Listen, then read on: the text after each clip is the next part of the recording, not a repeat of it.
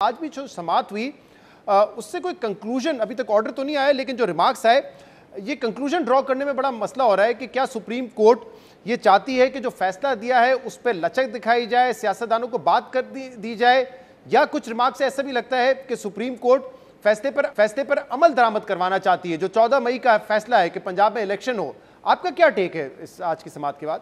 शहजाद, ज़ाहिर है एक अदालत फैसला देगी और मुल्क की टॉप अदालत फैसला देगी तो उस फैसले को अमल दरामद तो वो चाहेंगे ना हो, लेकिन जो इस हुकूमत में आइन शिकनी या नाकानूनीत की उन्होंने कसम खाई हुई है, ये नहीं मान रहे।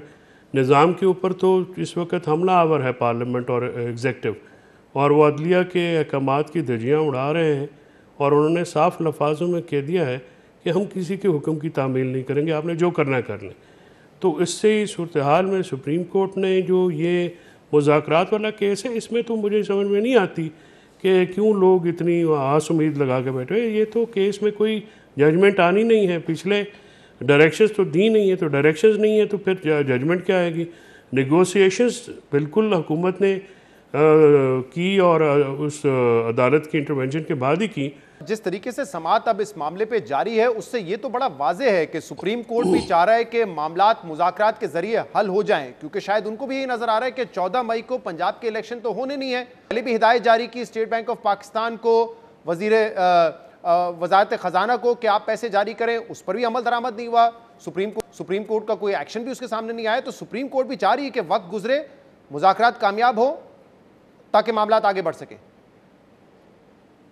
नहीं, मुज़ाकरात तो कामयाब नाकाम करने में तो हुकूमत का ही है ना बहुत बड़ा इशू। ये जो एडवाइज़र लगे हुए हैं, वज़ीर दाखिला जैसे, वज़ीर दिफा जैसे, या एक SAPM जो नए हैं जो कहते हैं कि ये जब इफ्तिखार चौधरी होते थे तो ये ज़रदारी साहब को मशवरे देते थे कि एग्जेक्टिव ऑर्डर के ज़रिए जजेस को हटा दें, उस वक्त अटॉर्नी जनरल थे। लेकिन ये चीज़ें जो थीं, ये चीज़ें तो सीधी जो आपने बात की है कि अमल दरामद जो हुक्म पे है वो किसने नहीं किया, उसी हुकूमत ने नहीं किया ना। उसके मुख्तलिफ तरीके बनाए गए, मुख्तलिफ तरीके से डिफाई किया गया, मुख्तलिफ तरीक़ों से लिंगर ऑन किया गया।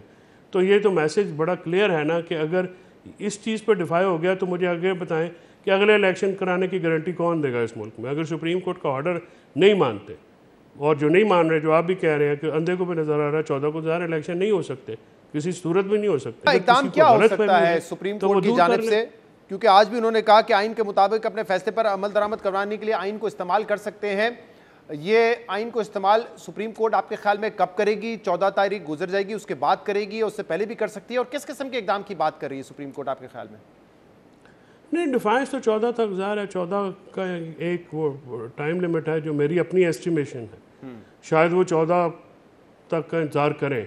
उसके बाद आज भी चीफ जस्टिस साहब ने रिमार्क्स तो ये दिया है ना कि आप गैर संजीदा हैं, आपने अपने केस को तो लड़ा नहीं, और ये जो बाद में तावीलें पेश करें आपने कभी उनके सामने, बेंच के सामने नहीं दी। तो आपने तो सियासत करना चाह रहे हैं, आप मुकदमा तो लड़ना नहीं चाह रहे, ना ही आपने कभी कोई बात की है। और जब ये बात करने का वक्त था तो ये जो है पार्टियां बायकॉट कर गई। जब बाहर बायकॉट किए तो अंदर अदालत ने कहा कि आपने बायकॉट किया है, जाके अपने क्लाइंट से लिखवा लाएँ कि बायकॉट नहीं है तो आपको हम सुनेंगे। उस दिन तो कोर्ट को ये बताया जा रहा था कि हमें सुन लें, हम बात कर। कोर्ट को ये नहीं, ये नहीं था, ये नहीं हो सकता। वकला ने कहा आप हमें एज ए वकला बात कर लें। ये जो PML नवाज़ के वकील ने कहा कि वो पागल हुआ है, मैं तो पागल नहीं हुआ। ये वर्ड थे उनके, मैं क्योंकि मौजूद रहता हूँ। उन्होंने कहा वो पागल हो गए, मैं तो नहीं हुआ। तो इशू ये है कि जब इंस्ट्रक्शंस नहीं हैं, जब आप किसी क्लाइंट को रिप्रेजेंट करते हैं, वकला जो हैं वो ऑन दर ओन तो नहीं मुकदमों में पेश हो सकते। अगर मैं इमरान खान साहब या किसी और के बिहाफ पे पेश होता हूँ, वो मेरा वकालतनामा विड्रॉ करें तो मैं कैसे वहाँ पे पेश हूँ? वो पागल हो गए, मैं तो नहीं हुआ।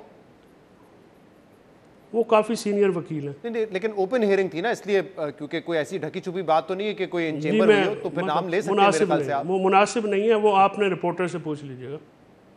अच्छा, they have gone insane, not me my Lord. ये नून लीग के वकील ने आप कह रहे हैं कि वहां पे कहा था?